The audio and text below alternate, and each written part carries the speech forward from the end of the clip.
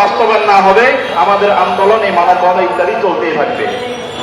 আমাদের আরেকটি দাবি হলো, আমরা বাংলাদেশের সবচেয়ে বড় দ্বীপে অবস্থিত।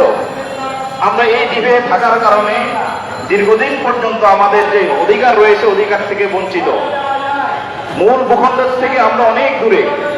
এই জন্য আমরা সরকার প্রধানের কাছে আবেদন করব, আমরা ভোলা বরিশাল সেতুর বাস্তবায়ন অনতিবিলম্বে চাই। আমাদেরকে অনেকবার বলা হচ্ছে যে আমাদের সেতু দেওয়া হবে, সেতু দেওয়া হবে, কিন্তু আজ পর্যন্ত বাস্তবায়নের কোনো চিহ্ন পর্যন্ত আমরা দেখতে পাচ্ছি না।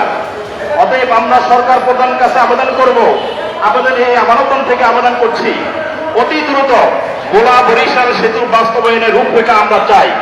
যতক্ষণ পর্যন্ত আমাদের ভোলা বরিশাল সেতুর বাস্তবায়নের রূপরেখা না হবে, ততক্ষণ পর্যন্ত সারা বাংলাদেশে ভোলাবাসী যে যেখানে আছে সেখান থেকে আমাদের এই আন্দোলন চলতেই থাকবে।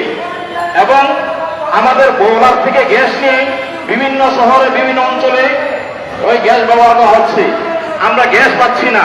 যতক্ষণ পর্যন্ত আমাদের ভোলা বরিশাল সেতু বাস্তবায়ন গ্যাস প্রত্যেককে ভোলা বরিশাল অধিকার না পাবে, ততদিন পর্যন্ত আমাদের এই আন্দোলন মানববন্ধন ইত্যাদি চলতে থাকবে।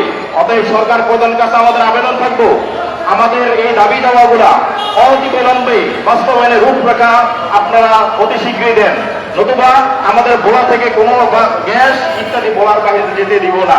এই বলে আমার সংক্ষিপ্ত বক্তব্য শেষ করি।